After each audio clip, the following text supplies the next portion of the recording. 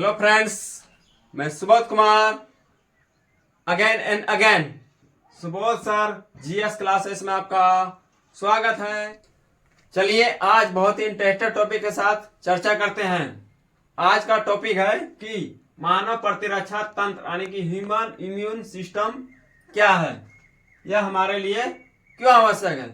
तो चलिए सबसे पहले जानते हैं कि ह्यूमन इम्यून सिस्टम यानी मानव प्रतिरक्षा तंत्र क्या है। वैसे तंत्र जो हमें रोग कारक जीवाणु एवं बीमारियों से लड़ने में हमें ताकत प्रदान करती है, मानव प्रतिरक्षा तंत्र कहलाती है। मान के लिए हम लोग का इम्यूनिटी यदि कमजोर होती है तो क्या होता है कि बाहर से बहुत सारे सूक्ष्म जीव जो हमारे शरीर में घुस जाती है और हमारे शरीर में प्रवेश कर जाती है, जिसके कारण हमें बहुत सारी बीमारी उत्पन्न हो जाती है। तो इसके लिए हमें क्या करना पड़ता है, इम्यूनिटी मजबूत करनी पड़ती है। यदि इम्यूनिटी मजबूत हो जाती है तो हमारे शरीर में यदि प्रवेश भी करती है तो हमारे शरीर में प्रतिरक्षा तंत्र मजबूत रहने के कारण उसे मारकर भगा देती है और हमें स्वस्थ हो जाते हैं। इसलिए सबसे इंपॉर्टेंट होता है कि इम्यूनिटी को मजबूत करना। ठीक है, तो इम्यूनिटी मजबूत करने के लिए बहुत से लोग क्या करते हैं कि तुलसी का काढ़ा पीते हैं और बहुत सारे न्यूट्रिएंट्स एवं संतुलित भोजन करते हैं, जिससे हमारा इम्यूनिटी मजबूत हो जाती है और हमें कोई भी बीमारी छू नहीं पाती है। तो चलिए इसी पर चर्चा करेंगे आगे। तो चलिए पहले देखते हैं प्रतिरक्षा तंत्र के निर्माण के लिए प्रमुख घटक में पहला क्या है। देखिए, मानव प्रतिरक्षा तंत्र में लसिकाभ अंग, ठीक है, जो हमारे शरीर के लिए बहुत बहुत इंपॉर्टेंट एवं महत्वपूर्ण भूमिका निभाती है।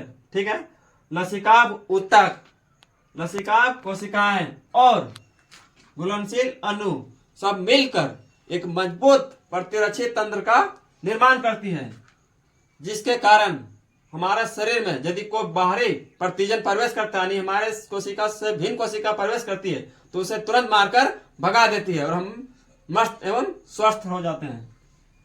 दूसरा क्या है कि प्रतिरक्षा तंत्र इस मायने में बेजोड़ है कि वह विजातीय प्रतिजन यानी हमारे कोशिका से भिन्न कोशिका को पहचानती है। ठीक है, जैसे मान के चलिए हमारे शरीर है तो हमारे शरीर में जैसे मान के लिए हमारा शरीर है और यहाँ क्या है कि वायुमंडल है, तो वायुमंडल में बहुत सारे सूक्ष्म जीव होते हैं जैसे कवक, प्रोटोजोआ, फफूंद। तो क्या करते हैं कि हमारे शरीर में यदि प्रवेश करते हैं तो हमारा शरीर उस विजातीय प्रतिजन को यानी कि हमारे कोशिका से भिन्न कोशिका रहती है उसको पहचान जाती है कि ये बंदा घुस रहा है।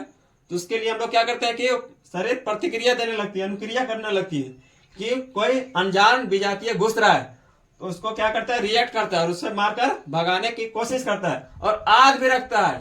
यदि मान के चलिए आया है तो दोबारा यदि आएगा तो उसको आद रखेगा कि वो बंदा आया था, उसको इस विधि से मारना था, इस विधि से मारेंगे तो दोबारा आने पर उसको आसानी से मार देता है। आगे फिर देखते हैं कि हमारे शरीर में यदि कोई बाहरी प्रतिजन यदि प्रवेश करता है, मान के लिए चेचक, बचपन में बहुत से लोगों को चेचक होता है, तो चेचक हो जाने के बाद दोबारा यदि चेचक होता है तो उसको पहचान जाती है, क्योंकि पहले पर चेचक हो चुका है तो हमारा शरीर चेचक का जो जीवाणु उसके कैटेगरी को पहचान गया है और दोबारा आने पर उसे क्या करता है, पहचान जाती है और पहचान जाती है तो उसे तुरंत मार देती है।